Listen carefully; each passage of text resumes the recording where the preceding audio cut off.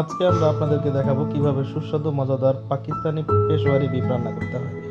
প্রথমে একটি প্যানের মধ্যে দিয়ে দিচ্ছি ঘি। ঘিটাকে একটু গরম করে নিয়ে তারপর মাংসটাকে দিয়ে 4-5 মিনিট ভেজে নেব। মাংসটা 4-5 মিনিট ভেজে নিলে মাংস থেকে একটু পানি ছাড়বে।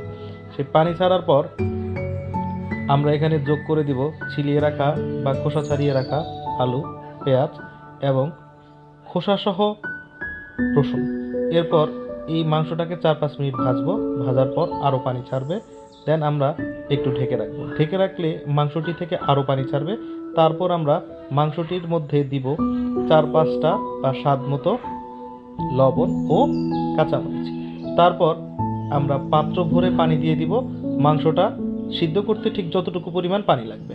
তারপর মাংসটার যখন ঝোলের থিকনেস ঠিকঠাক হয়ে আসবে এবং মাংসটা সিদ্ধ হয়ে আসবে, তখন আমরা যোগ করে দিব আরও 2-3 চামচ ঘি এবং আগে থেকে কুচি করে রাখা আদা। এরপর আমরা আরও কিছুক্ষণ জাল দেব। যখন ঘিয়ের স্মেলটা একটু মৃদু হয়ে আসবে, ইনশাল্লাহ আমাদের পেশোয়ারি বিফ তৈরি হয়ে যাবে। আপনারা চাইলে বাসায় এই খাবারটি খেয়ে দেখতে পারেন। স্বাস্থ্যসম্মত এবং অল্প মশলায় অল্প তেলে খুব মজাদার একটি খাবার। ধন্যবাদ আপনাদেরকে।